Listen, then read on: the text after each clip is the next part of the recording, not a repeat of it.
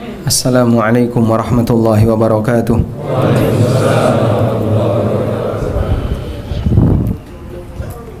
Alhamdulillahi rabbil alamin. Wassalatu wassalamu al-atammanil akmalani ala al-mab'uthi rahmatan lil alamin. Wa ashhadu an la ilaha illallah wahdahu la syarika lah. Wa ashhadu anna Muhammadan abduhu wa rasuluh.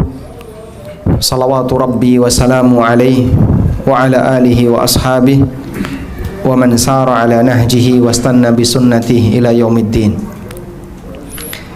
Alhamdulillah, puji syukur kita haturkan kehadirat Allah Azza wa Jalla. Allah jadikan kita sebagai orang yang punya perhatian terhadap tauhid. Karena tidak semua orang yang terkadang diajak untuk membahas tauhid, dia bersedia untuk mendengarkannya. Bahkan sebagian di antara mereka lebih merasa bangga ketika nama selain Allah disebutkan dibandingkan nama Allah. Atau ada di antara mereka yang ketika dia punya pengalaman berkaitan dengan terkabulnya doa di tempat-tempat keramat, itu lebih bangga dibandingkan ketika mereka punya pengalaman terkabulnya doa ketika sujud. Sehingga dia bisa cerita, waktu saya datang di kuburan ini saya berdoa manjur, mustajab.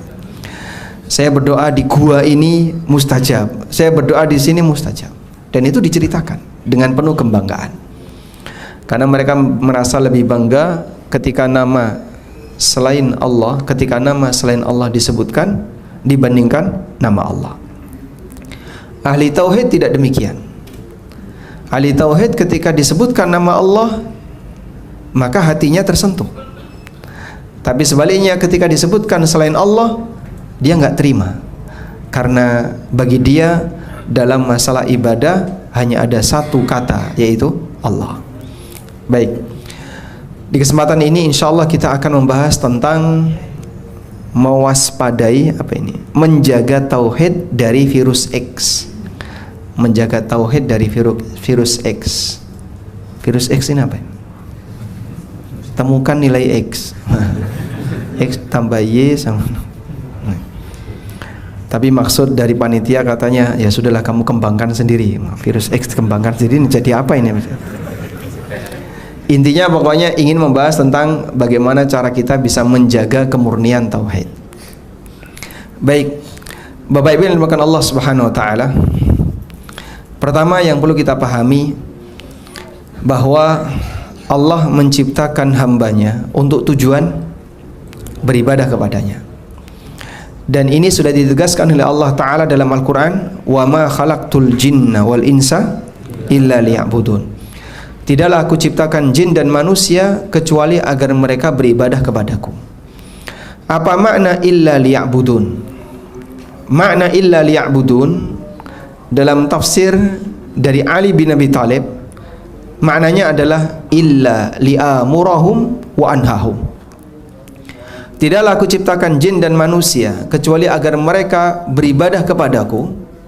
Kata Ali bin Abi Thalib, makna beribadah di situ adalah agar mereka menerima perintah dariku dan menjauhi larangan dariku. Illa li'amurahum wa anhahum. Sehingga makna ibadah kepada Allah adalah taat kepada perintah Allah dan menjauhi larangan Allah. Karena itu ketika para malaikat diperintahkan untuk sujud kepada Adam dan mereka sujud kepada Adam, hakikatnya mereka beribadah kepada siapa? Kenapa kepada Allah? Karena yang memerintahkan Allah.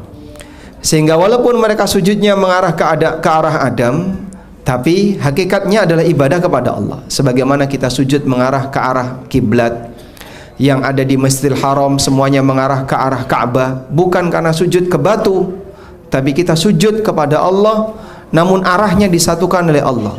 Di semua arahnya disatukan oleh Allah, yaitu menghadap ke arah satu titik Ka'bah. Dan hakikatnya kita beribadah kepada Allah, sebab yang nyuruh ini adalah Allah.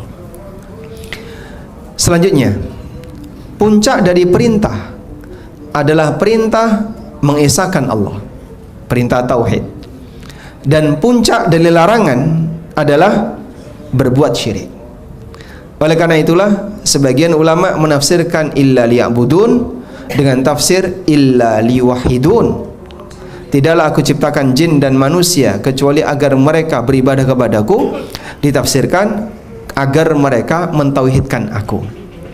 Sebab ini berbicara tentang puncak perintah dan puncak larangan.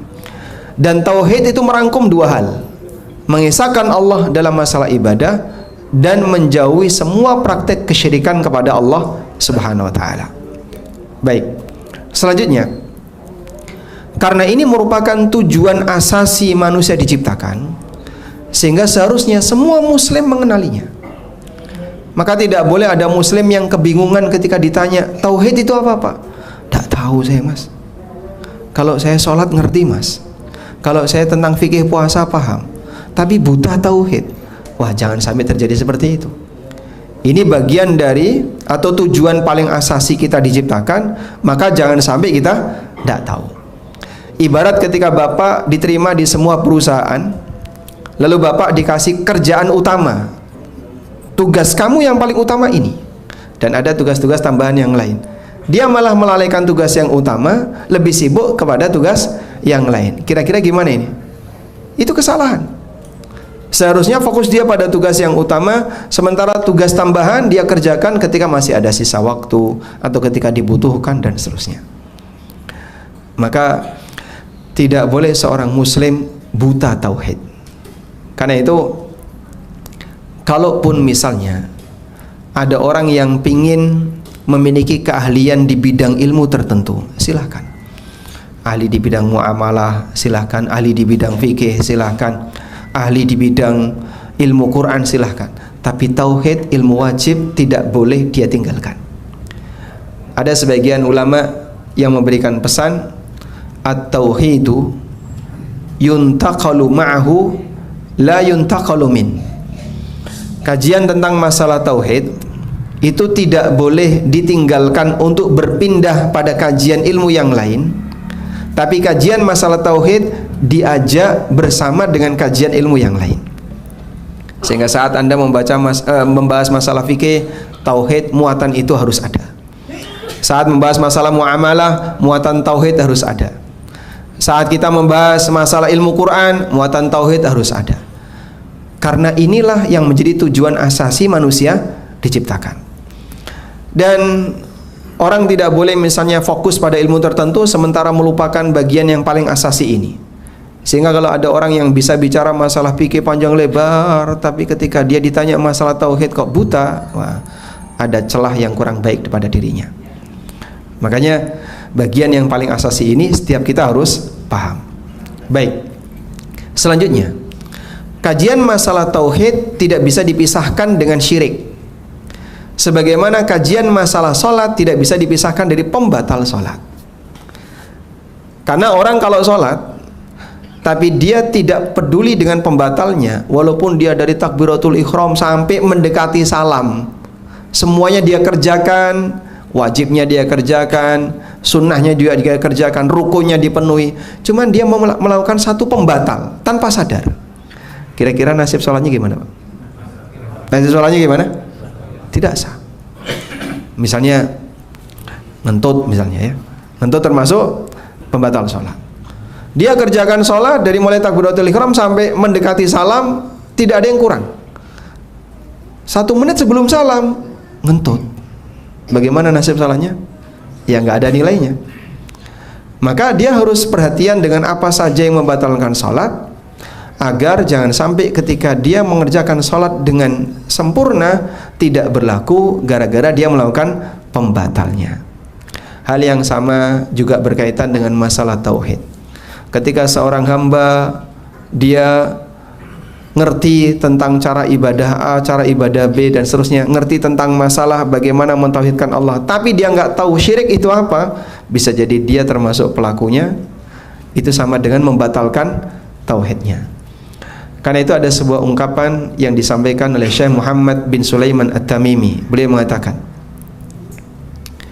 "Fakama anna as-salata la tasihhu illa bit-tahara, fakadzalika at-tauhid la yasihhu, fakadzalika al-ibadah la tasihhu illa bit-tauhid." sebagaimana salat tidak sah kecuali orang harus dalam kondisi suci, maka demikian pula ibadah kita kepada Allah tidak akan dinilai kecuali kita membersihkan semua noda syirik. Karena bagian ini tidak boleh melekat pada diri seorang mukmin. Kenapa, Pak? Syirik itu keyakinan yang najis. Kok bisa, Pak? Allah sendiri yang berfirman, innamal musyrikuna najasun. Sesungguhnya orang musyrik itu najis. Jasadnya orang musyrik suci atau najis, Pak? Jasadnya orang musyrik suci, Pak. Bapak salaman dengan orang musyrik nggak perlu cuci tangan, tapi pakai hand sanitizer itu, Pak, itu urusan pribadi dia ya. Tapi jasadnya orang musyrik suci, sehingga orang salaman dengan orang musyrik perlu cuci tangan nggak? Apa dalilnya? Apa dalil kalau jasad orang musyrik itu tidak najis? Seorang lelaki muslim diizinkan untuk menikah dengan wanita ahli kitab. Wanita ahli kitab yang dia menyembah selain Allah, menyembah Tuhan anak, menyembah Tuhan ibu, dinikahi oleh seorang lelaki muslim. Kalau jasadnya wanita ini najis, gimana dia boleh menyentuh istrinya? Padahal definisi najis itu sesuatu yang tidak boleh disentuh karena alasan syar'i. Saya ulang ya, najis adalah benda yang tidak boleh disentuh karena alasan syar'i. Baik, sehingga jasad orang musyrikin suci. Salaman Anda nggak perlu cuci tangan. Anda senggolan dengan orang musyrik, dengan non muslim, Anda tidak perlu mencuci baju.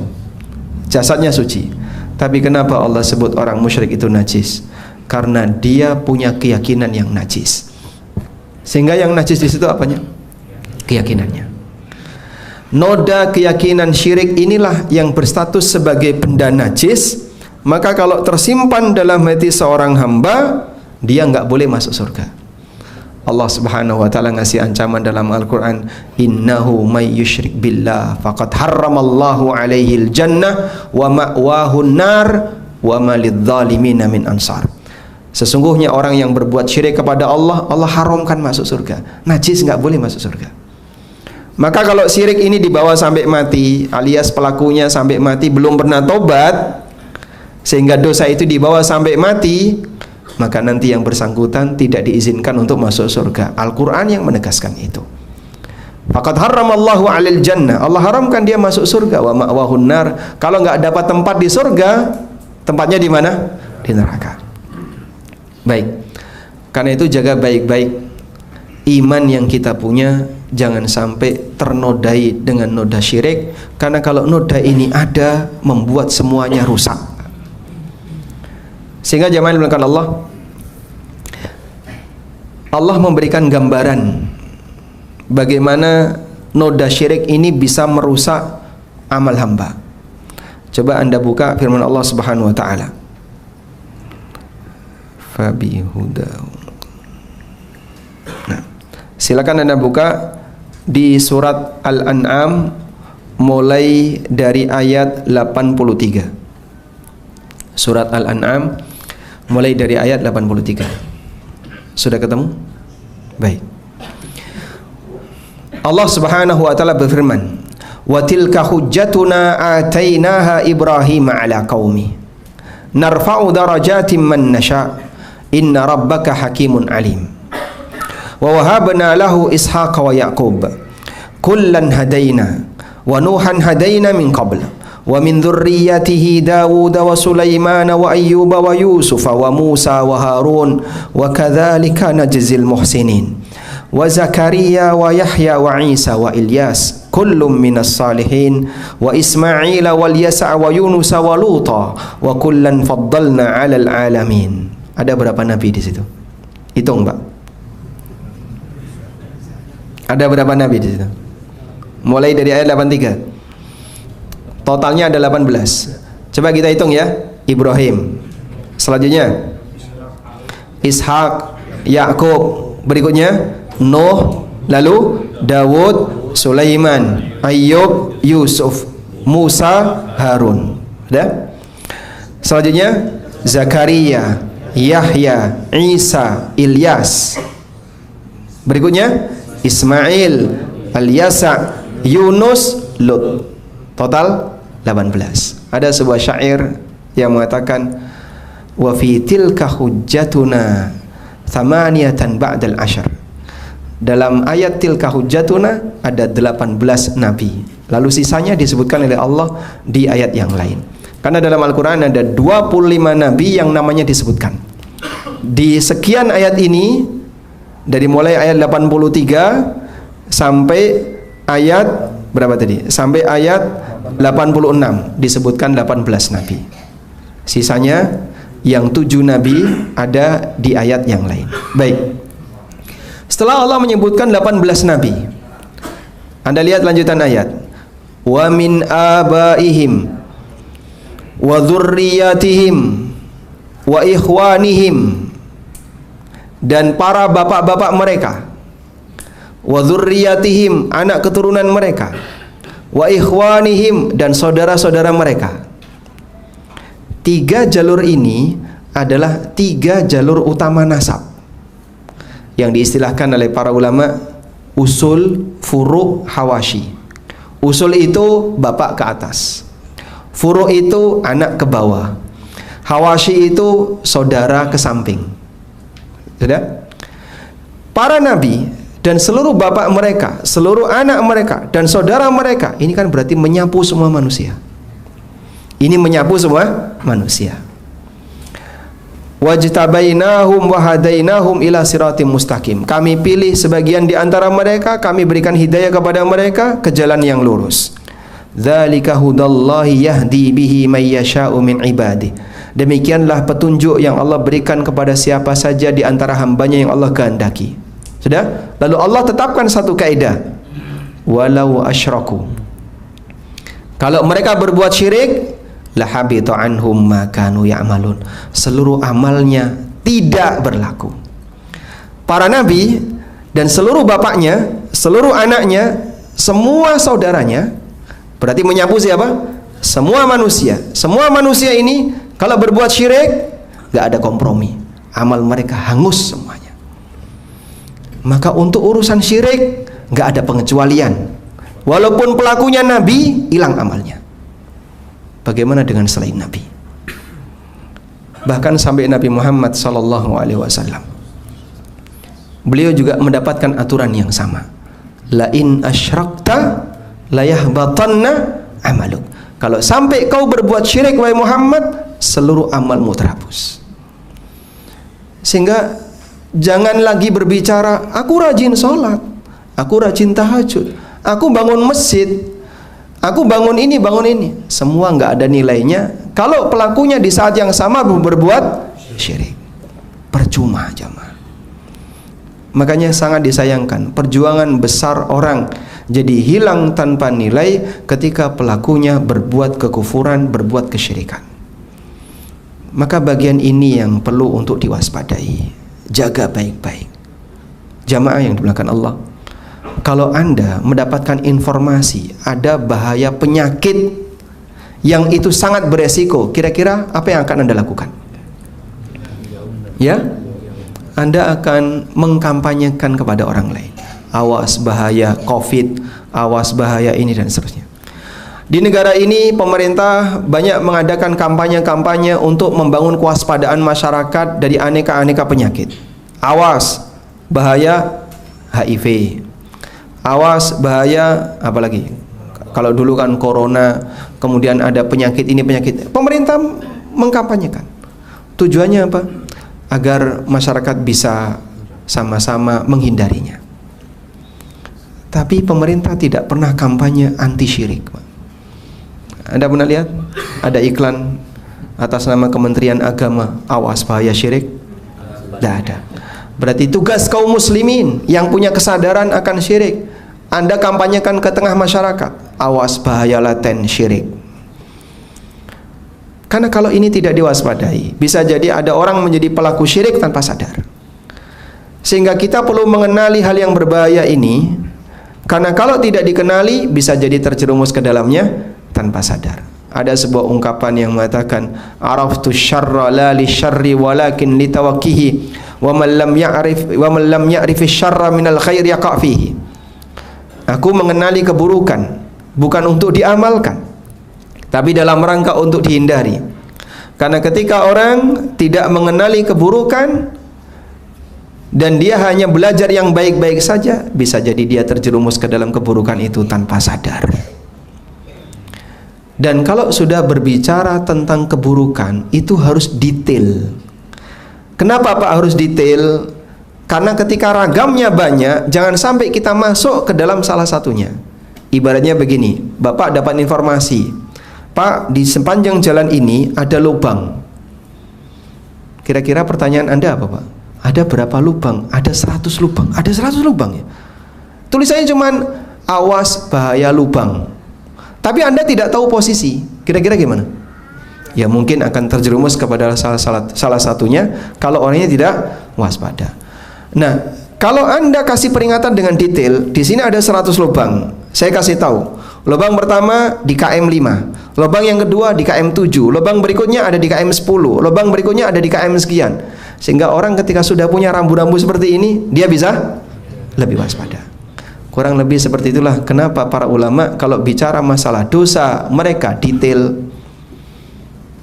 Al-Kabair, kumpulan dosa-dosa besar. Siapa penulisnya? Imam Az-Zahabi. Daftar dari dosa-dosa besar. Ini buku apa kok isinya daftar dosa? Justru itu penting untuk kau pelajari. Dikit-dikit kok dosa. Nah, kalau kamu nggak mengenali itu kan bahaya. Sehingga bisa jadi dia pelakunya tapi tanpa sadar. Contoh yang lain, buku tentang masalah kesyirikan. Dikit-dikit kok syirik, dikit-dikit. Bukan dikit-dikit syirik, Pak. Ini sesuatu yang berbahaya yang perlu kita waspadai bersama. Jadi Bapak diberitahu di titik mana lubang-lubang itu. Kalau Bapak cuma dikasih peringatan, Pak, syirik ada di sana loh, Pak. Yang kayak apa sih syirik itu, Mas? Ya pokoknya nanti Bapak cari sendirilah. Nah, bisa jadi nabrak syirik tanpa sadar. Tapi kalau Bapak diberitahu, ada beberapa rintangan, Pak, sepanjang jalan ini. Ada yang bentuknya lubang, ada ranting, ada batang yang jatuh. Kita diberitahu, di KM sekian ada ini, Pak, di KM sekian ada ini, di KM sekian ada ini. Anda akan bisa lebih siaga dan waspada. Itulah rahasia kenapa para ulama berkaitan dengan masalah syirik, berkaitan dengan masalah pembatal Islam, itu mereka detail. Sebagian ada yang menyebutkan, kalau kita mengumpulkan buku-buku fikih yang membahas masalah pembatal Islam, jumlahnya lebih dari 400. Lebih dari 400, Pak. Yang Bapak kenali berapa dari 400 ini, Pak? Saya sih kenal, mungkin bisa nyebutkan 5, Pak. Sebutkan 5 apa saja yang bisa menyebabkan Islam kamu batal. 1, 2, sampai 5. Ya yang lain, tidak tahu saya. Kalau Bapak nggak tahu gimana kira-kira? Apa nggak menakutkan? Nah, makanya mengenali bahaya itu sebagai upaya untuk menghindari bahaya. Awal mula ketika ada potensi bahaya, maka tugas pertama yang perlu kita lakukan adalah kenali bahaya itu agar kau bisa menghindarinya. Makanya pembahasan masalah syirik itu tidak boleh global. Anti syirik, syirik apa? Gak ngerti. Gimana? Kita sepakat anti syirik, kita sepakat tegakkan tauhid. Tapi detail syirik itu apa, bagaimana tauhid, dia nggak tahu, itu kan bahaya. Awas bahaya penyakit ini, tapi dia nggak ngerti penanggulannya bagaimana, kemudian penyebab penyakit ini bisa tertular apa saja, itu juga perlu dipelajari. Baik, dari sinilah jemaah, saat kita belajar tentang masalah tauhid, kita perlu belajar dengan detail. Sebagaimana ketika kita belajar tentang masalah syirik, perlu belajar dengan detail. Sebab kalau orang tidak detail di bagian ini, bisa jadi dia terjerumus tanpa sadar, dan itu berbahaya. Gambarannya kayak gini. Nabi SAW pernah memberikan ilustrasi berkaitan dengan pengaruh penting tauhid bagi hidup hamba. Itu seperti sebuah bangunan. Beliau bercerita tentang rukun Islam. Kata beliau, Bunyal Islamu ala khamsin.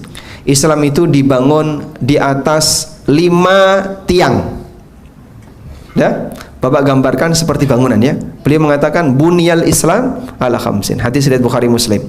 Islam itu dibangun di atas 5 tiang. Ada sebuah bangunan tiang ujung depan kanan kiri, ujung belakang kanan kiri, dan ada satu tiang penyangga tengah. Sudah. Kemudian ada atapnya. Baik. Tiang ini adalah 5 rukun Islam. Sudah? Lalu kewajiban Islam yang lain kan banyak, Pak. Betul. Selain 5 rukun Islam ini masih ada beberapa kewajiban Islam yang lainnya. Kewajiban Islam itu seperti tembok, sehingga bangunan Anda akan tetap berdiri jika tiangnya kokoh, dan Anda akan terlindungi dari panas, dingin, angin, air, dan seterusnya karena bangunan Anda ditutupi tembok. Sedangkan amalan sunnah itu seperti perabotan. Maka bangunan Islam pada diri kita akan sempurna ketika kita menjaga 5 rukun Islam sesuai dengan tingkatan kemampuan. Kalau belum mampu haji gimana, Pak? Ya Anda tidak berkewajiban. Sesuai dengan tingkatan kemampuannya. Sudah? Dan dia menjaga kewajiban-kewajiban agama sehingga temboknya tetap terjaga. Masya Allah. Terbaca enggak? Oh enggak, saya bacakan. Mobil HRV AB, kok orang Jogja sampai sini? 1670 agar diwakafkan, agar dipindahkan karena menghalangi mobil orang. AB HRV ya, AB 1670. Baik. Jogja ya, Pak. Masya Allah. Ini saya tidak bawa mobil, Pak. Aman. Kita lanjutkan. Sampai mana tadi? Ya, pondasi rumahnya. Jadi bangunan rumah Anda akan sempurna ketika rukun Islam yang 5 dijaga, kewajibannya dijaga sehingga temboknya terjaga, dan dia melakukan amal sunnah, maka aneka perabotan dalam rumahnya terisi. Tapi yang sangat disayangkan, kalau ada orang yang lebih perhatian terhadap amal sunnah, memperbanyak sholat sunnah, memperbanyak tahajud, qiyamul lail, sholawatan, memperbanyak bacaan-bacaan sunnah, namun dia tidak perhatian dengan tauhid. Itu seperti dia membuat sebuah bangunan, terus pusaka, ya pusoko yang kanan, tiang yang kanan tadi dirobohkan, ambruk. Siapa yang mau tinggal? Walaupun di dalamnya banyak perabotan. Maka rumah ini tidak akan berlaku, tidak ada orang yang berani untuk tinggal di situ. Kalaupun di dalamnya ada banyak perabotan, tapi rumahnya ambruk. Maka sangat heran kalau ada orang yang lebih perhatian terhadap amal sunnah, tapi dia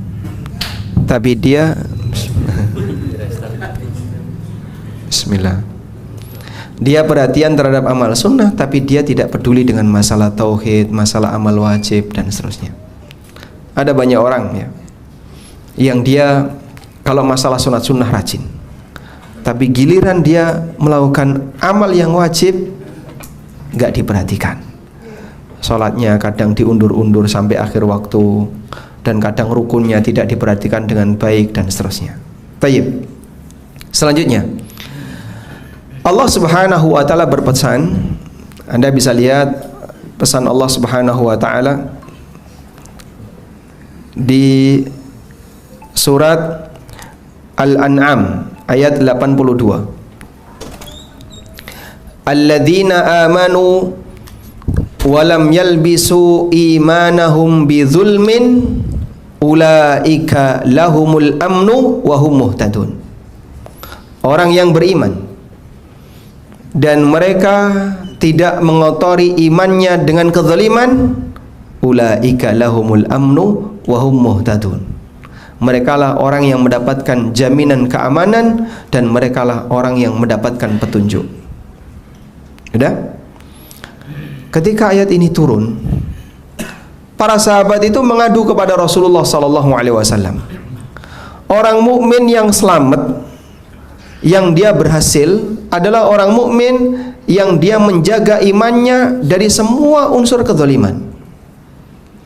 Barulah mereka mendapatkan 2 balasan.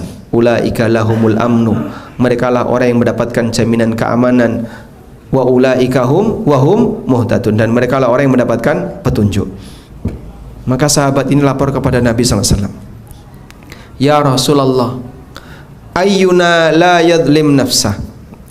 Ya Rasulullah, siapa manusia yang dia tidak mendolimi dirinya? Nah, dalam pemahaman sahabat, dolim yang dimaksud di sini adalah tindakan maksiat. Siapa orang yang tidak pernah berbuat maksiat? Dan Allah mengatakan orang yang beriman dan tidak mengotori imannya dengan kezaliman. Kalau kita tidak boleh berbuat maksiat sama sekali, apa ada orang yang berhasil? Karena kan kita tidak maksum dan kita melakukan maksiat. Lalu Nabi SAW ngasih penjelasan. Alam tasma' qaula abdin saleh. Tidakkah kau mendengar perkataan seorang hamba yang saleh, yaitu Luqman, ketika memberikan nasihat kepada anaknya, "Ya bunayya la tusyrik billah, inna syirka la dzulmun adzim." Wahai putraku, jangan kau berbuat syirik kepada Allah, sesungguhnya syirik itu kezaliman yang besar. Nah, yang dimaksud zalim dalam ayat ini adalah syirik. Allah berpesan orang yang beriman dan tidak mengotori imannya dengan kesyirikan, mereka akan mendapatkan jaminan keamanan dan mendapatkan hidayah. Sehingga di situ ada amalan dan ada balasan. Amalannya apa? Dia beriman. Amalan yang kedua, dia jauhkan imannya dari kesyirikan, sehingga dia jaga iman tadi, amal tadi jangan sampai rusak karena noda syirik. Baik, setelah kita mendapatkan pemahaman seperti ini mengenai bahaya syirik dan ilustrasi seperti yang digambarkan Nabi SAW, orang yang berbuat syirik itu seperti dia merobohkan tiang bangunan sehingga bangunannya ambruk. Walaupun dia rajin amal sunnah, dia punya amal wajib, nggak ada nilainya. Selanjutnya muncul pertanyaan, terus syirik itu apa sih, Pak? Untuk melihat definisi syirik, Anda bisa melihat firman Allah Subhanahu wa taala di awal dari surat Al-An'am. Allah taala berfirman di surat Al-An'am, "Alhamdulillahilladzi khalaqas samawati wal ard wa ja'ala adh-dhulumati wan nur, tsummal ladzina kafaru bi rabbihim ya'dilun." Segala puji bagi Allah yang telah menciptakan langit dan bumi dan telah menjadikan kegelapan dan cahaya. Tsummal ladzina kafaru bi rabbihim ya'dilun. Kemudian orang-orang kafir mereka ya'dilun bi rabbihim. Ya'dilun maknanya adalah yusawun, menyamakan. Ya'dilun di situ maknanya menyamakan. Anda tulis ya, surat Al-An'am ayat yang pertama. Orang kafir disebut oleh Allah menyamakan. Menyamakan apa, Pak? Menyamakan makhluk dengan Allah. Nah, ini dalil yang pertama. Sekarang kita beralih ke dalil yang kedua. Jadi kita belajar tauhid langsung pakai Quran ya. Firman Allah Subhanahu wa taala di surat Asy-Syu'ara, ketika Allah menceritakan tentang penyesalan penduduk neraka saat mereka mengatakan penyebab kenapa mereka nyemplung neraka. Surat Asy-Syu'ara ketemu ayat 97 98. Tallahi in kunna lafi dhalalim mubin id nusawwikum birabbil alamin. Sudah ketemu teksnya? Surat apa tadi? Asy-Syu'ara ayat 97 98. Tallahi in kunna lafi dhalalim mubin. Sungguh demi Allah kita berada dalam kesesatan yang nyata. Id nusawwikum birabbil alamin. Ketika kami menyamakan kalian wahai para berhala-berhala birabbil alamin dengan Rabbul alamin, Allah taala. Sudah? Jadi mereka menyebut praktek syiriknya gimana, Pak? Id nusawwikum birabbil alamin. Ketika kami menyamakan kalian wahai para berhala dengan Rabbul alamin, Allah taala. Itulah pengakuan syiriknya penduduk neraka. Sehingga seperti ini gimana? Itu valid. Penyesalan di yaumil qiyamah adalah sebuah kebenaran. Kalau di dunia orang boleh ngomong bebas, tapi di akhirat ucapan mereka tidak boleh bicara illa al-haq, kecuali kebenaran. Baik. Karena itu ketika penduduk neraka mengatakan, "Tallahi in kunna lafi dhalalim mubin." Demi Allah, sungguh kita berada dalam kesesatan yang nyata. "Idz nusawwikum bi rabbil alamin." Ketika kami menyamakan kalian dengan Rabbul Alamin. Nah, maka di sini para ulama memberikan definisi tentang syirik. Apa itu syirik? Anda catat. Syirik adalah taswiyatu ghairillah billah fi syai'in min khasaisillah. Menyamakan selain Allah dengan Allah dalam segala hal yang menjadi kekhususan bagi Allah. Saya ulangi, syirik adalah menyamakan selain Allah dengan Allah dalam hal yang menjadi kekhususan bagi Allah. Yang dimaksud kekhususan Allah itu apa sih Pak? Sesuatu yang hanya boleh dimiliki oleh Allah, atau sesuatu yang hanya boleh diberikan untuk Allah. Contoh, satu-satunya yang bisa mengatur alam semesta hanya Allah. Sepakat ya ini ya? Baik. Maka kalau sampai ada orang yang meyakini si A itu punya kekuatan mengatur cuaca, si B punya kekuatan mengatur hujan, si C punya kekuatan mengatur alam. Gara-gara keyakinan ini gimana Pak? Dia menyamakan A, B, C dengan Allah dalam hal apa? Kemampuan mengatur alam. Padahal nggak mungkin, tidak ada yang seperti itu. Tapi keyakinan dia meyakini di alam ini ada wali namanya wali Ghauth, ada wali namanya wali Watat, ada wali yang dia bisa mengatur cuaca. Praktek seperti ini masuk pada kategori kesyirikan. Baik. Baik, bisa dipahami ya? Jadi kalau sampai ada orang yang dia menyamakan selain Allah dalam hal yang menjadi kekhususan Allah, maka dia berbuat syirik. Contoh yang lain, satu-satunya yang tahu hal yang gaib itu siapa? Allah. Apa dalilnya? Allah Ta'ala berfirman, "Qul la ya'lamu man fis samawati wal ardil ghaiba illallah." Sampaikanlah wahai Muhammad, tidak ada satupun di langit dan di bumi yang tahu hal yang gaib kecuali Allah. Maka kalau sampai ada orang yang punya keyakinan si A itu Pak weruh sak durunge winarah, wah, ngerti sebelum diberitahu. Dia punya kemampuan untuk mengetahui hal yang gaib. Dia bisa ngerogoh sukmo ya. Melihat apa yang tersimpan dalam dadamu. Mustahil semua itu ya, bohong semuanya. Tapi kalau ada orang yang punya keyakinan seperti ini, bagaimana nasibnya? Dia berarti telah berbuat syirik karena menyamakan makhluk dengan Khalik dalam hal yang menjadi kekhususan bagi Khalik. Contoh yang lain, satu-satunya yang bisa mengampuni dosa siapa? Allah. Mengampuni dosa ya. Kalau memaafkan kesalahan, makhluk bisa memaafkan kesalahan. Tapi kalau dosa, satu-satunya yang bisa mengampuni hanya Allah. Nabi SAW mengatakan, "Innahu la yaghfirudz dzunuba illa anta."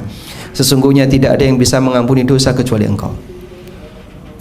Ada orang berdosa, lalu dia lapor kepada imamnya, "Aku telah berdosa seperti ini." Baik, dikirimi sama imam surat penebusan dosa. Terus dia isi form penebusan dosa. Ada formnya itu Pak ya. Udah dikirim ke atas. Sampai di atas, nanti dia akan menentukan dari sekian dosa Bapak, akumulasinya skornya sekian ya. Maka kewajiban Anda harus setor dengan nilai sekian. Silahkan transfer ke bank ini, insyaallah. Kirim ulang. Baik.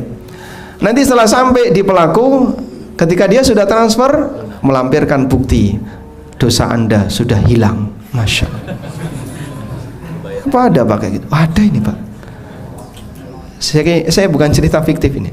Ini termasuk salah satu di antara contoh pelanggaran kelompok-kelompok tertentu yang pakai baiat-baiat itu Pak.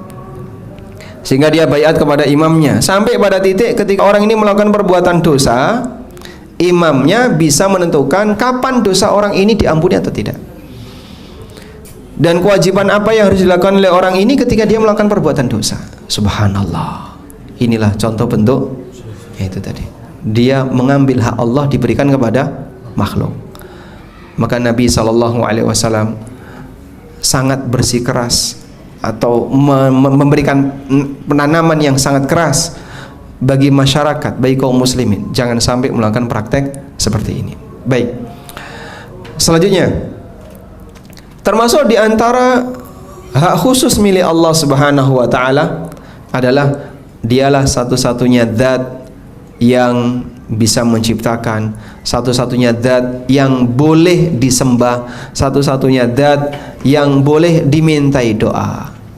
Maka kalau ada orang yang minta doa kepada selain Allah, dia telah berbuat syirik.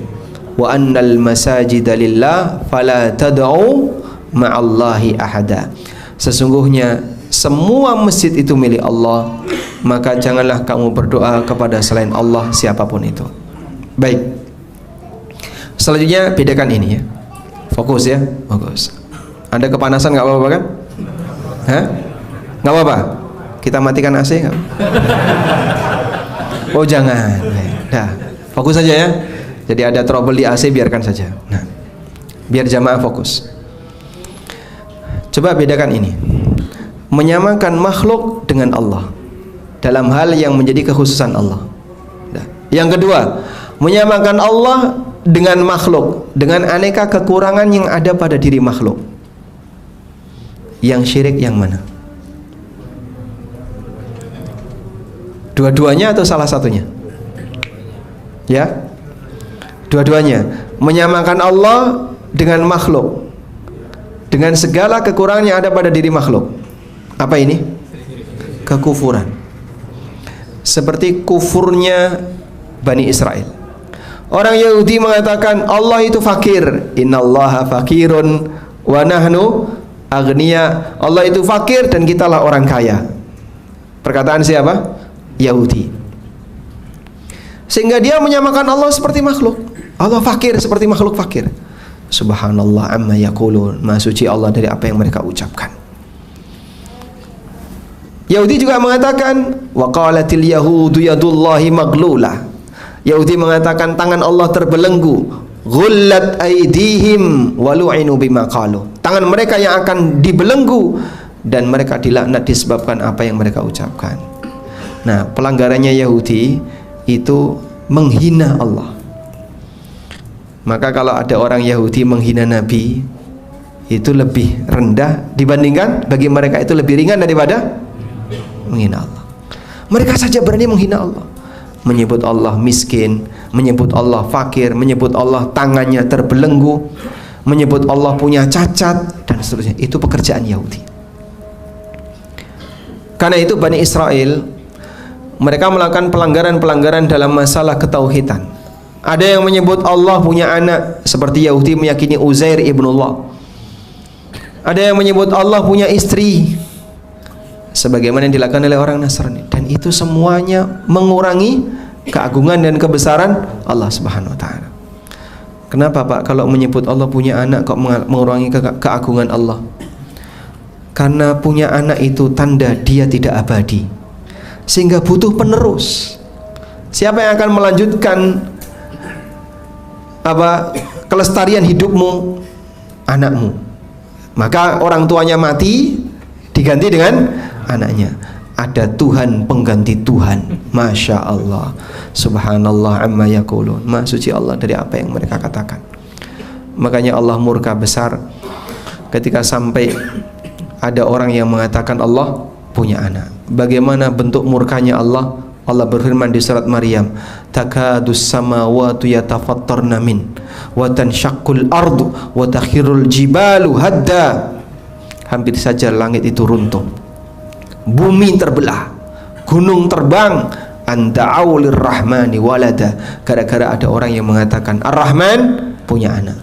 Wa ma yanbaghi lahu ayyattakhidha walada, dan tidak layak bagi Allah untuk punya anak. In kullu man fis samawati wal ardi illa atir rahmani abda, karena siapapun yang ada di langit dan di bumi semuanya akan menghadap Allah sebagai hamba. Karena kalau anak itu punya kemiripan dengan bapak, sehingga anak bukan hamba tapi dia turunan dari bapaknya, dan mustahil Maha Suci Allah dari kondisi Allah punya anak. Makanya jamaah, perbanyak mensucikan nama Allah, rajin-rajin untuk membaca tasbih subhanallah subhanallah subhanallah wa bihamdi di saat ada banyak sekali noda kesyirikan di sekitar kita, sehingga kita mensucikan nama Allah pada posisi ketika ada seorang hamba yang sedang menyekutukan Allah, terlebih mendekati hari raya yang isinya adalah kesyirikan, isinya pengagungan terhadap praktek kesyirikan. Bukan malah kita ikut terlibat, sehingga malah dirayakan bareng. Subhanallah, kamu itu agamanya apa? Kok sampai ikut merayakan bareng? Berarti dia ridho ketika Allah dikatakan punya anak, dan kita enggak ridho.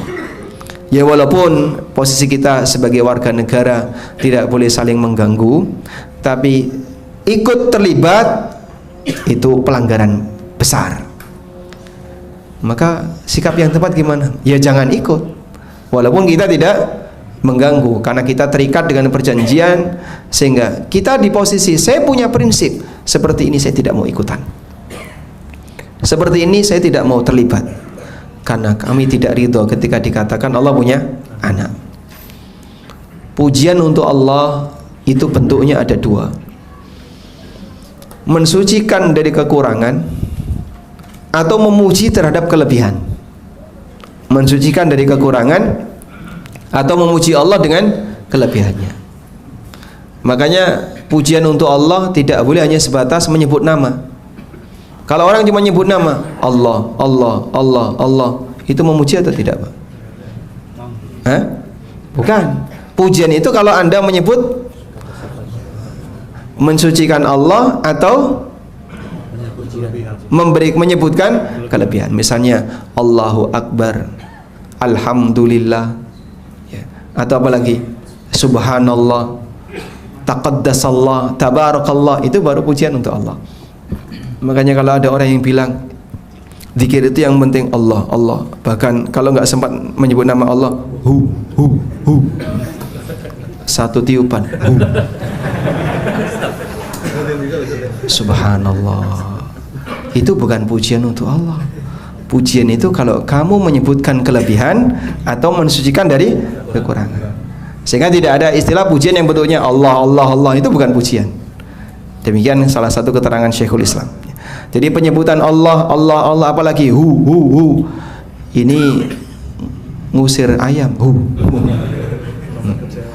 Itu bukan pujian. Maka kalau mau memuji Allah, ucapkan subhanallahi wa bihamdi, subhanallahi wa bihamdi, subhanallahi wa bihamdi. Sehari berapa kali?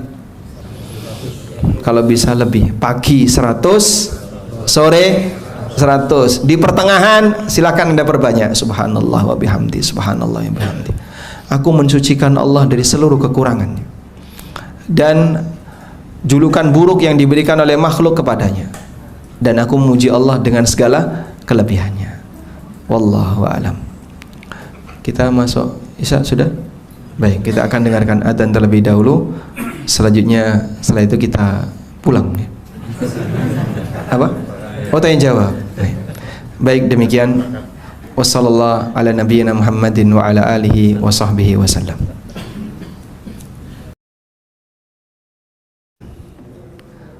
Tapi karena tauhidnya yang tinggi, itu berimbas kepada tawakal yang luar biasa.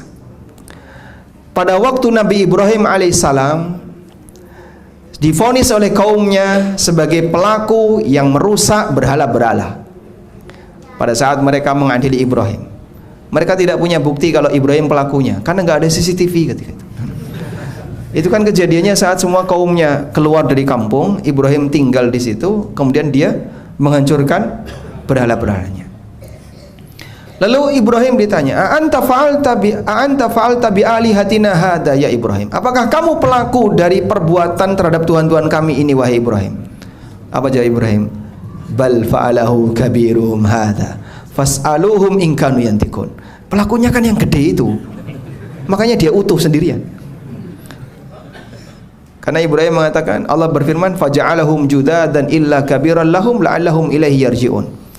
Ibrahim menjadikan berhala-berhala itu judadan. Judadan maknanya kit'atan kit'ah, potongan kecil-kecil, Pak. Diperkuli, ditutupi sampai kecil-kecil, Pak.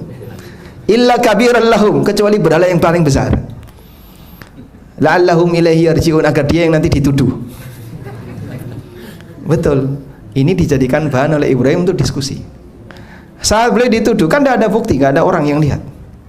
Mereka cuma tanya, apakah kamu pelakunya wahai Ibrahim? Bal fa'alahu kabirum hada fas'aluhum in kanu yantikun. Pelakunya yang paling gede ini. Coba tanyakan kepada mereka, kalau mereka bisa jawab. Bohong nggak Ibrahim ini, Pak? Bohong nggak Pak Ibrahim, Pak? Bohong? Hah? Bohong atau tidak? Tidak. Ini yang disebut dengan tauriyah, menyampaikan sebuah ungkapan yang dipahami berbeda oleh lawan bicara. Maksud Ibrahim itu kayak gini, pelakunya adalah yang besar ini, tanyakan kepada mereka kalau mereka bisa bicara. Berarti kalau mereka nggak bisa bicara, berarti dia bukan pelakunya. Paham? Makanya Ibrahim ketika menyampaikan kalimatnya terkait dengan kalimat belakang. Bal fa'alahu kabiruhum hadza fas'aluhum in kanu yantikun. Pelakunya yang besar ini kalau dia bisa bicara. Dia bisa bicara enggak? Enggak, makanya dia bukan pelakunya. Itu sama kayak bapak misalnya sampai rumah telat gitu ya. Ditanya sama istrinya, "Dari mana, Mas?" "Masjid." "Coba tanyakan saja ke masjid kalau masjid bisa ngomong." Nah, masjidnya nggak bisa ngomong. Berarti saya tidak dari masjid. Hah? Betul, Pak. Wah, ini ngajari elek. Jangan ditiru ya. Masya Allah. Baik. Sampai akhirnya mereka mengatakan, qalu harriku wansuru alihatakum. Bakar dia. Kita tolong Tuhan-Tuhan kita. Masya Allah. Jadi mereka menolong Tuhannya. Akhirnya mereka membuat bangunan ya. Jadi mereka membuat bangunan yang tinggi, terus dipenuhi dengan kayu bakar, lalu apinya dinyalakan. Mereka itu tidak berani untuk melempar Ibrahim dengan tangan mereka. Sampai dalam sebuah riwayat itu dikatakan burung terbang di atas api ini terbakar, saking gedenya apinya. Sehingga mereka membuat manjanik. Tahu manjanik, Pak? Ketapel besar. Ibrahim ditaruh di ketapel itu untuk dilemparkan ke dalam api. Dalam posisi ketika beliau sudah berada di atas manjanik siap untuk dilemparkan, Jibril datang. Lalu Jibril mengatakan kepada Ibrahim, "Ya Ibrahim, alaka fiyya hajah?" Wahai Ibrahim, apakah kamu punya kebutuhan terhadap aku? Apa kata Ibrahim? "Amma ilaika fala." Kalau kamu saya enggak butuh. Fas'al rabbak. Kemudian Jibril mengatakan, "Kalau begitu silahkan kau minta kepada Allah."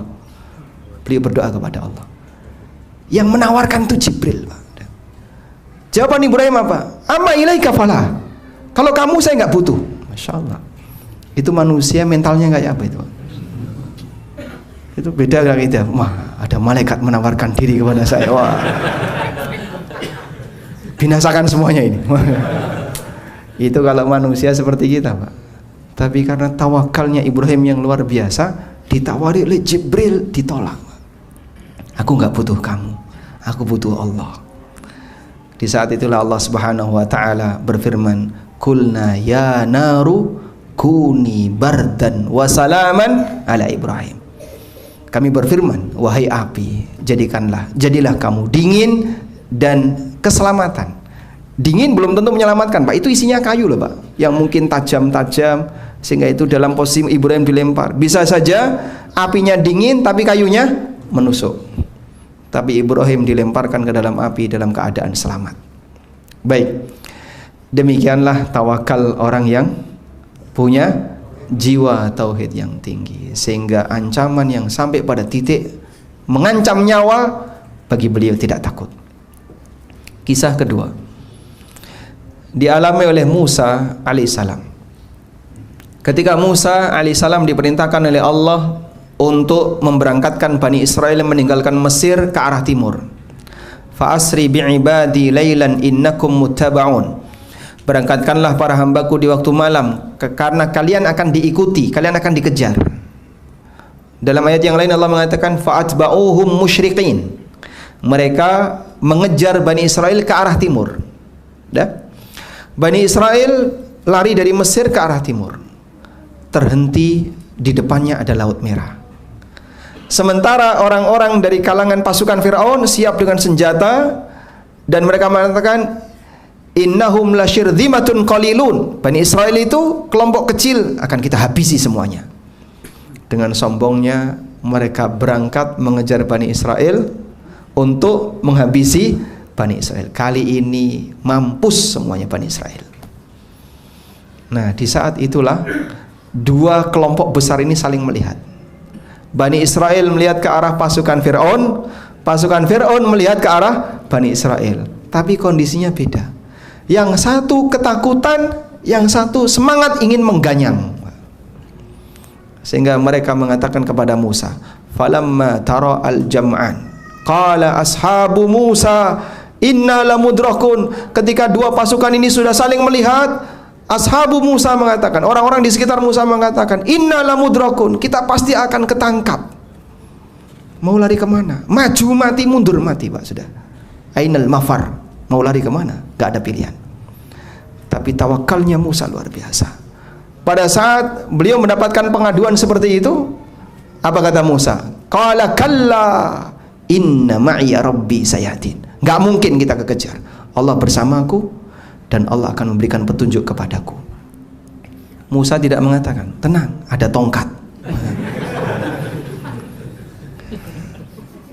Karena tawakalnya seorang nabi bukan pada benda mukjizat. Ini mukjizat gak berfungsi kalau Allah tidak memberikan kehendak, kalau Allah tidak ngasih perintah.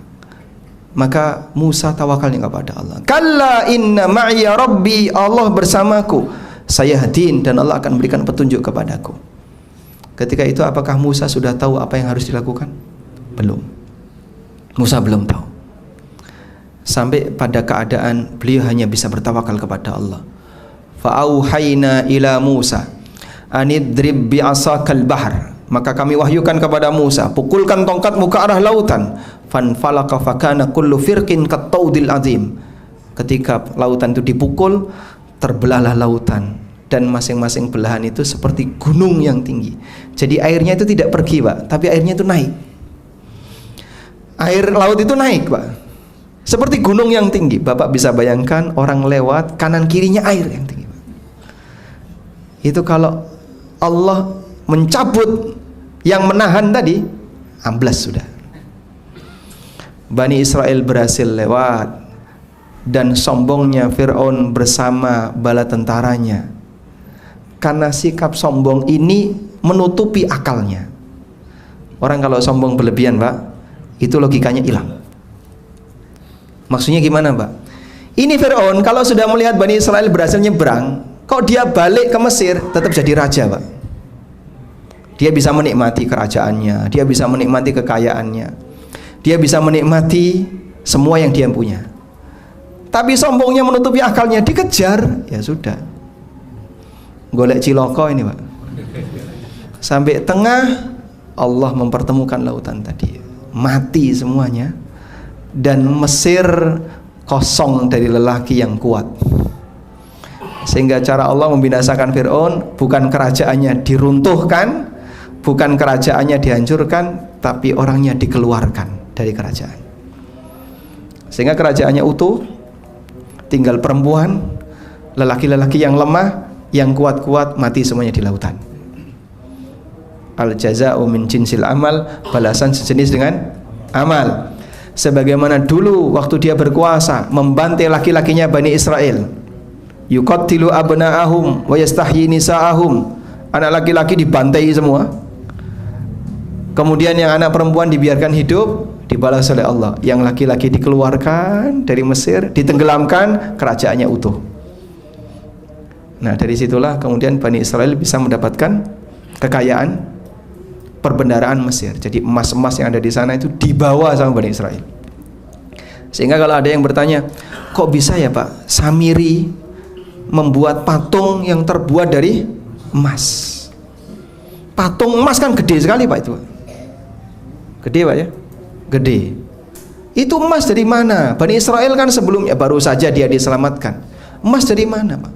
Yaitu hasil kumpulan mereka ngambil emasnya orang Mesir. Sampai ketika dikumpulkan dijadikan patung. Baik. Dan Anda bisa lihat ya, ketika iman itu dilawan dengan senjata, bertahan. Iman ketika dilawan dengan senjata, bertahan. Sudah? Makanya tauhid dan iman semakin ditekan, dia makin kuat.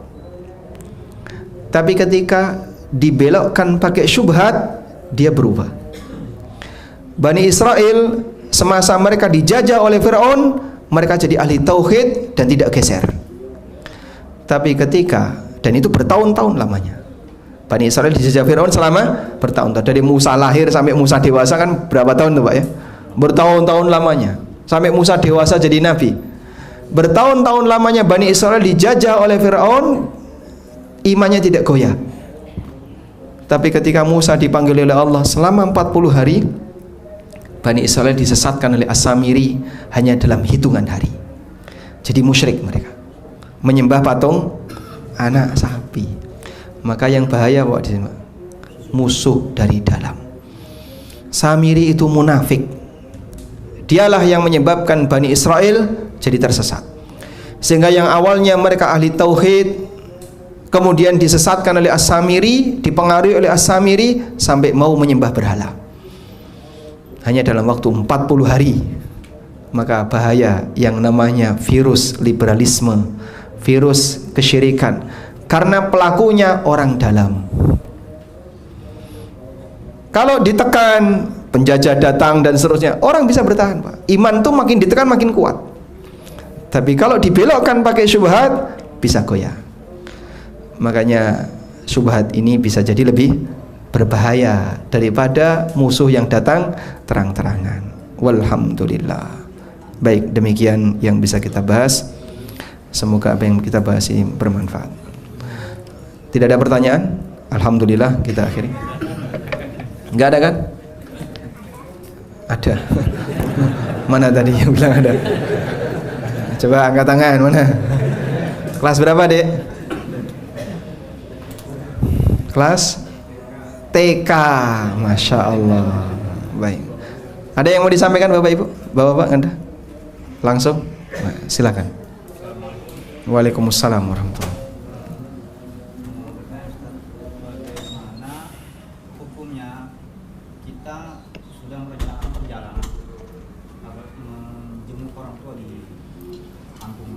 Tapi pada waktu-waktu jahat bermimpi buruk ya. Mau menjenguk orang tua sudah direncanakan lalu bermimpi buruk, takut berlebih akhirnya nggak jadi. Baik, apa hukumnya? Ya. Baik, pertanyaannya, percaya mimpi itu boleh nggak Pak? Percaya mimpi itu boleh nggak Pak? Apa hukumnya percaya mimpi? Tergantung mimpinya ya, tergantung mimpinya. Baik. Nabi Yusuf alaihissalam percaya dengan mimpinya. Demikian pula raja yang kafir, mimpinya benar, ditakwil oleh Yusuf, dan terjadi seperti apa yang ditakwilkan oleh Yusuf. Maka sebatas percaya mimpi boleh. Cuman begini Pak, mimpi itu ada dua. Pertama, mimpi yang nggak karuan, sehingga tiba-tiba tawaf, habis tawaf sampai petukangan, ngerti-ngerti di kamar mandi, habis itu tiba-tiba di dapur, ini gimana sih? Nah, mimpi yang nggak runut seperti ini, yang nggak karuan, nggak bisa diceritakan seperti ini disebut dengan ahlam. Disebut dengan apa? Ahlam. Yang kedua, ada mimpi yang jelas, runut, jelas, walaupun yang dilihat itu terkadang bentuknya benda atau terkadang dia melihat dirinya sendiri. Nah, mimpi yang jelas ini disebut dengan ar-ru'ya. Disebut apa? Ar-ru'ya. Sudah? Yang punya takwil itu yang mana, Pak? Yang ru'ya. Kalau ahlam, lupakan saja. Dan dominan mimpi kita ahlam. Allah Subhanahu wa taala mengatakan qalu adghathu ahlam wa ma kunna bi ta'wilil ahlami bi'alimin. Para pembesar-pembesar kerajaan itu mengatakan adghathu ahlam, itu hanya mimpi kalut dan kami tidak punya kemampuan untuk menakwilkan ahlam. Karena ahlam ini enggak ada maknanya. Lupakan saja. Baik, dan setan menggoda manusia salah satunya melalui apa? Mimpi. Yang kedua ru'ya. Nah, ru'ya ini ada maknanya. Cuman takwil mimpi itu tidak semua orang bisa. Kalau Ustadz bisa nggak? Saya nggak bisa. Ya. Sehingga kalau Anda tanya, saya mimpi seperti ini, saya nggak tahu takwilnya. Saya nggak punya kemampuan seperti itu. Dan takwil mimpi hanya dimiliki oleh orang-orang tertentu. Allah berikan kemampuan pada dirinya. Makanya ilmu ini tidak bisa dipelajari, diteorikan tuh tidak bisa. Teori takwil mimpi, kalau mimpinya kayak gini, alamannya seperti ini, mimpinya kayak gini, itu tidak bisa, Pak. Maka mimpi sama, beda orang, takwilnya bisa beda. Ada banyak faktor di situ. Nah, intinya mimpi itu tidak mengubah takdir. Dah? Satu ya. Maka Anda bermimpi apapun, mimpi tidak akan mengubah takdir. Tapi kok terjadi, Pak? Ya terjadi karena memang takdirnya. Sehingga takdir itu kembali kepada kehendak Allah. Dan Allah tidak membocorkan takdir, karena ini bagian dari rahasia Allah. Namun terkadang Allah Subhanahu wa taala memberikan isyarat dalam mimpi. Bagi siapa yang tahu takwil, maka dia bisa meyakini kebenaran isyarat itu. Dan nanti akan terjadi sesuai dengan apa yang Allah kehendaki. Sudah? Yang kedua, mimpi itu tidak mengubah syariat. Maka mimpi tidak boleh isinya tambahan tentang syariat. Sehingga misalnya orang bermimpi, dalam mimpi itu diajari, kamu kalau sholat maghrib baca doa sebagai berikut, surat Al-Fatihah 500 kali. Habis itu baca surat Al-Ikhlas 1111 dijajar 5. Itu nyebutnya aja sudah susah ya. Terus dia bangun, wah saya bermimpi kayak gini, ini isyarat ya. Itu bukan, Pak, itu ngerusak syariat dengan cara nambah-nambahi syariat. Sebab sesuatu yang sempurna itu tidak boleh ditambahi. Dan Allah menyatakan syariat ini sempurna. Apa dalilnya? Al-yawma akmaltu lakum dinakum. Pada hari ini telah aku sempurnakan agama kalian. Sesuatu yang sempurna ditambahi bukan semakin baik, tapi ngerusak. Bapak punya 2 mata, sempurna nggak? Sempurna, ditambahi 1 mau? Taruh belakang. Jadi sesuatu yang sempurna ketika ditambahi bukan makin memperbaiki tapi merusak. Syariat ini telah disempurnakan oleh Allah. Jangan coba-coba nambahi, karena itu bukan memperindah tapi malah ngerusak. Makanya salah satu di antara bentuk kriminal dalam agama adalah nambahi isi agama. Ada bentuk nambahi isi dari kitab suci, sehingga kitab suci sebelum Quran ditambah-tambahi. Al-Quran dijaga oleh Allah sehingga nggak bisa ditambahi. Tapi tafsirnya yang bisa diselewengkan. Makanya kalau orang asal-asalan ketika menafsirkan Quran atau mendengar tafsir asal-asalan dari Quran, wah itu bisa bahaya. Karena ini bicara atas nama Al-Quran. Wallahu a'lam. Jadi kesimpulannya, lanjutkan saja, tawakal kepada Allah. Ya. Yang berikutnya, Ustaz. Assalamualaikum warahmatullahi wabarakatuh. Waalaikumsalam warahmatullahi wabarakatuh. Saya akhwat yang memiliki 3 putra. Satu putra saya yang besar saat ini berumur 22 tahun. Sangat sulit sekali apabila diminta untuk sholat berjamaah di masjid, dan kadang juga sholat tidak tepat waktu. Bagaimana caranya menasihati putra saya tersebut versi Ustaz? Dan yang kedua, bagaimana cara terbaik untuk lebih menanamkan tauhid yang baik untuk Gen Z? Karena tadi pun saya ajak untuk ikut kajian, dia pun tidak mau. Jazakallahu khairan, Ustaz. Nah, Baik, kalau cara menasihati yang baik, andaikan itu anak saya ya, anak saya kok malas sholat dan seterusnya, ya sedikit dipaksa jika dia laki-laki, sehingga mungkin sabet ya.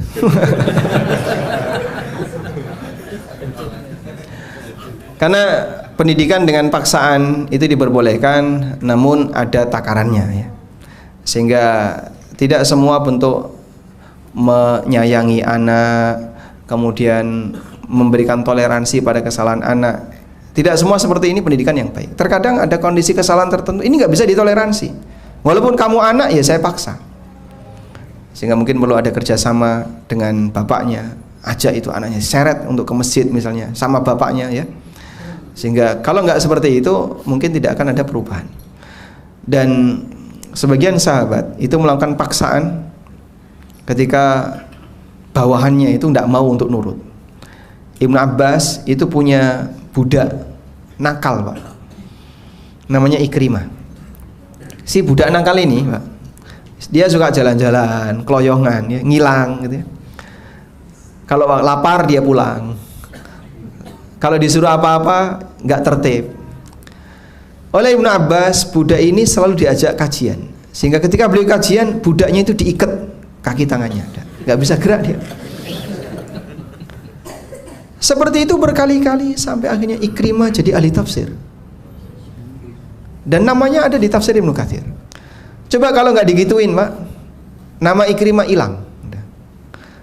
Tapi karena proses tadi, dia dipaksa, dia disuruh untuk dengerin, lama-lama kena pengaruh itu. Akhirnya apa? Jadi ulama. Dan mungkin saya boleh sebut salah satu faktor ya yang menyebabkan saya bisa baca kitab itu dipaksa, Pak. Sehingga waktu itu ada ancaman, kalau kamu nggak hadir, wah, kau nggak boleh tinggal di sini. Jadi saya tinggal di sebuah pondok, tapi syaratnya malam, saya waktu kuliah ya di UGM, terus tinggal di pondok, malam harus ikut kajian. Jadi jam 8 sampai setengah 10 itu ujian paling berat, Pak. Ngantuknya itu Masya Allah, sehingga kitab jatuh, pulpen jatuh dan seterusnya. Itu hal yang biasa. Tapi kalau nggak ikut, kita sih pengennya nggak ikut, Pak, langsung dikeluarkan. Nah, kita pengen bertahan di situ, sehingga terpaksa harus ikut. Awalnya terpaksa, sehingga kegiatan yang paling saya benci ketika itu adalah kajian malam. Kalau libur itu Masya Allah, bahagianya luar biasa. Alhamdulillah libur, kita bisa istirahat. Baik, jadi dalam situasi tertentu terkadang memang butuh paksaan. Mudah-mudahan awal-awal paksaan seperti ini nanti akan menuju perubahan. Wallahu a'lam. Berikutnya, Assalamualaikum Ustaz. Waalaikumsalam warahmatullahi wabarakatuh. Apakah uzur bijahal untuk pelaku kesyirikan di zaman sekarang masih ada, sedangkan ilmu agama telah menyebar di mana-mana?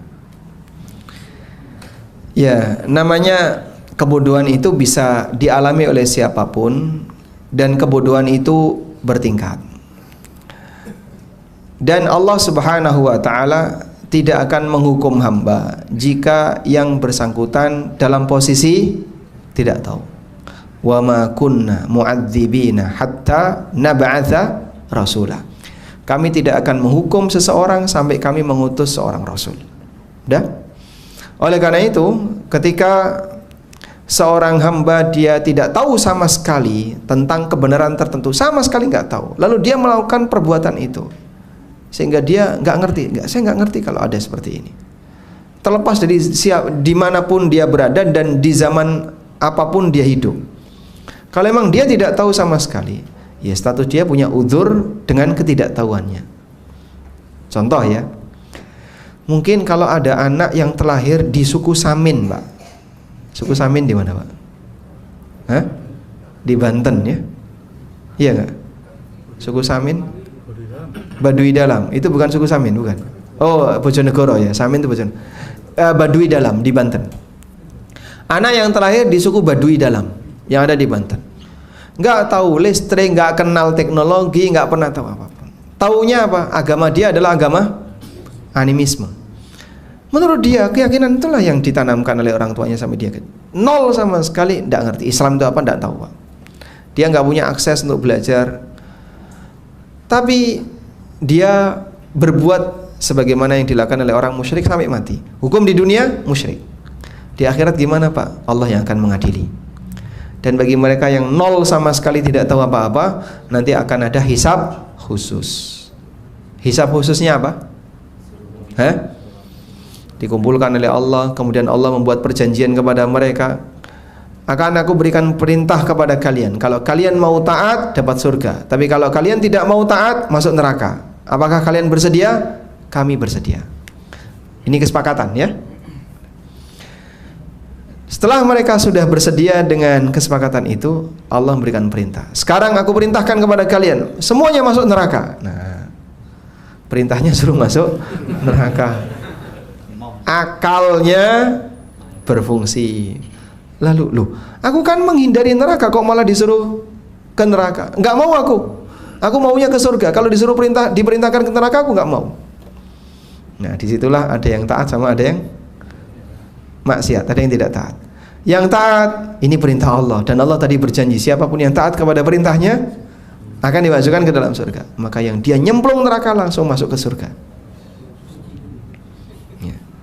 Demikianlah kondisi manusia yang diuji oleh Allah di akhir zaman. Sehingga kalaupun tidak tahu sama sekali, nanti akan ada hisab khusus. Jadi di dunia dihukumi sebagaimana status dia. Kalau dia mati seperti itu, ya kita hukumi musyrik, sehingga tidak boleh disolati. Tapi di akhirat pengadilannya kembali kepada Allah Subhanahu Wa Taala. Wallahu a'lam. Izin bertanya di luar tema, Ustaz. Di luar tema? Berarti di luar masjid ini. Bagaimana jika kita tidak ingat jumlah puasa Ramadan yang kita tinggalkan tanpa uzur, dari balik mungkin lebih banyak tidak puasanya daripada puasanya?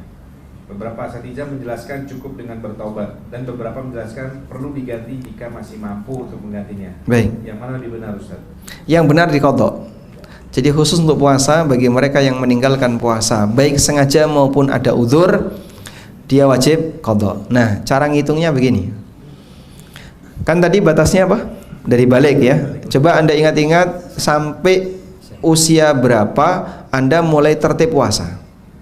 Misalnya dari balik sampai usia 20 tahun. Nah, baru 20 tahun ke atas saya tertib puasa. Berarti kalau dia balik usia 15 tahun atau usia 14 tahun, dia tidak puasa berapa tahun? 6 tahun. 6 tahun ya. Anda pakai angka kasar saja, ya kurang lebih 6 tahun saya bolong-bolong puasanya. Baik. Satu Ramadan itu kira-kira umumnya Anda berapa kali puasa? Berapa hari? Ya paling 5 hari, kadang 6 hari. Intinya tidak kurang dari 5 hari, tidak lebih dari 10 hari misalnya. Nah, di situ kan Anda bisa ngitung batas bawah sekian, batas atas sekian. Berarti kira-kira saya tidak puasa selama, anggaplah misalnya sekian ribu hari minimal atau sekian ribu hari maksimal. Anda pilih batas atas. Anda pilih batas atas. Masya Allah Pak, puasa 1000 hari. 1000 hari itu berapa? 3 tahun. Anda cicil, gitu ya, dicicil. Sehingga silahkan niatkan untuk puasa sebagai pengganti yang dulu dicicil selama 3 tahun, semampunya. Selama berapa lama Pak? Sepanjang hidup Anda itu, sebelum hayat datang, sebelum ajal datang. Sehingga kalau misalnya sampai mati nggak selesai, urusannya kembalikan kepada Allah. Yang penting inilah bukti Anda taubat. Wallahu a'lam.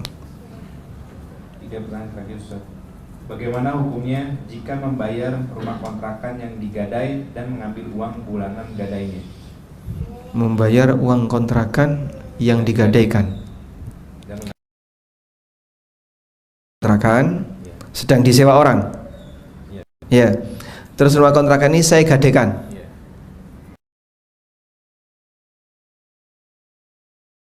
Kaidah yang mengatakan dalam masalah muamalah ya, asyaghil tidak boleh disibukkan. Maka benda A disibukkan dengan akad 2. sesuatu yang sibuk. Ini kan barang sedang disewa, berarti dia jadi objek sewa. Udah?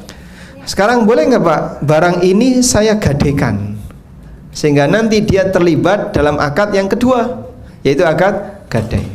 Boleh atau tidak? Hah? Boleh atau tidak? Ya? Tidak. Kenapa tidak? Karena dia sudah sibuk dengan akad pertama, maka tidak boleh disibukkan dengan akad yang kedua. Baik, jawaban Anda salah ya. Yang benar boleh. Lo kok bisa? Saya ngajari kaidah malah menyalahi kaidah. Nah, di situ ada pengecualian kesibukan yang pertama. Ya, kecuali jika kesibukan yang kedua tidak mengganggu kesibukan yang pertama. Antara sewa dengan gadai ini saling benturan enggak? Tidak Pak. Karena dia bisa digadaikan dan kos-kosan ini digadaikan tidak sampai menyebabkan yang nyewa harus terusir. Akad sewanya tetap bisa jalan. Ya? Beda dengan dijual. Sedang saya kontrak akad setahun, berarti nanti kontrakan selesai November tahun depan. Ya? Desember dijual dan pembelinya minta, Pak, saya Januari mau menempati itu. Itu ada yang kontrak ya Mas. Loh, kok kamu jual? Kok ada yang kontrak? Yang salah siapa? Hah? Yang jual. Ini contoh dia menyibukkan barang yang sudah sibuk dengan kesibukan yang kedua, di mana kesibukan yang kedua ini benturan dengan kesibukan yang pertama. Yang ini tidak boleh. Nah. Assalamualaikum warahmatullahi wabarakatuh. Waalaikumsalam warahmatullahi wabarakatuh. Makanan atau minuman di tempat kerja yang bentuknya pelayanan publik dari orang-orang yang berkepentingan datang ke kantor pelayanan publik tersebut. Bolehkah menerima hadiah makanan ketika dia bekerja di bagian di kantor layanan publik? Terus dari orang-orang yang berkepentingan. Dari orang-orang yang berkepentingan di kantor itu. Berarti ini masuknya apa ini? Ya? Riswah. Sehingga dia ngasih kopi misalnya ya. Kok mereknya bagus ya Pak? Dokter Kopi. Wah, sana. Beli di mana ini Pak? Wah. Wow, nggak boleh ini iklan di masjid. Atau dia misalnya ngasih apa dan seterusnya. Ini celah terjadinya riswah. Maka seharusnya orang-orang yang kerja di kantor layanan publik, mereka itu di briefing ya. Kalian harus bekerja dalam kondisi puasa. Maksudnya apa? Nggak boleh terima apapun. Sudahlah, jangan terima apapun. Sudah. Cukupkan diri kalian dengan apa? Dengan gaji yang ada. Kalaupun misalnya ada orang yang ngasih hadiah dan seterusnya, berikan kepada fakir miskin, orang-orang yang di jalan dan seterusnya. Jadi kita tidak menikmati riswah tersebut. Wallahu a'lam. Berkaitan dengan tadi yang saya menyewa Ustaz ya. Nah, dengan saya menyewa, kasih mikrofon dong. Ini ya, bisa. Orang yang menyewakan kontrakan itu, dia menggadaikan kontrakan Ustaz pada seorang. Nah, apakah seorang ini yang memberikan pinjaman ini boleh mendapatkan atau mengambil uang sewa per bulan dari orang yang gitu. Baik. Paham ya? Nah, kalau seperti ini jadinya riba ya. Kalau seperti yang ditanyakan tadi jadinya riba. Saya punya kontrakan, lalu saya gadaikan kepada bapak ya. Kan uang kontrakan masih jalan tuh bulanan. Selama ini jadi barang gadai, uang kontrakan diambil oleh yang memberi utang. Ini namanya apa? Riba. Hukumnya haram. Baik. Cukup? Yang terakhir. Mau tanya, bagaimana meluruskan tauhid orang tua sementara kehidupan beliau dahulu penuh dengan kesyirikan? Karena faktor ketidakpahaman apa itu kesyirikan dan juga tauhid dan belum sampainya ilmu kepada beliau. Bagaimana meluruskan tauhid dari orang tua yang dulu beliau tidak punya pemahaman tentang masalah tauhid? Kalau mereka bisa diajak ikut ngaji dan seterusnya, silahkan nanti dilibatkan dalam pengajian-pengajian itu. Dan kemudian nanti kalau orang tua sudah berubah, memperbaiki diri, mudah-mudahan ini bagian dari taubat yang beliau lakukan. Sehingga intinya ketika yang bersangkutan sudah meninggalkan praktek itu dan memohon ampun kepada Allah, selesai. Berarti yang bersangkutan sudah taubat dari kesyirikan. Sehingga bermula dari edukasi. Jangan sampai keyakinan klenik, aneka khurafat, tahayul-tahayul, dan masing-masing daerah itu beragam ya, beragam tahayulnya. Sunda punya tahayul yang berbeda dengan Jawa Tengah. Jawa Tengah punya khurafat yang berbeda dengan Jawa Timur. Bulan sial Sunda itu bulan apa? Ada nggak? Bulan sial orang Sunda? Nggak ada ya? Nggak ada. Kalau Jawa Tengah, bulan sialnya apa? Suro, Muharram. Sehingga pantangan sekali. Keyakinan itu bisa jadi sampai melekat pada dirinya sampai dibawa mati. Jadi dia membawa dosa syirik. Bentuknya apa? Tiaroh, meyakini sial karena bulan tertentu. Jawa Timur beda lagi Pak. Di Jawa Timur bulan sial itu bulan Dzulqa'dah. Namanya bulan Selo. Kenapa disebut bulan Selo? Kesesel Allah.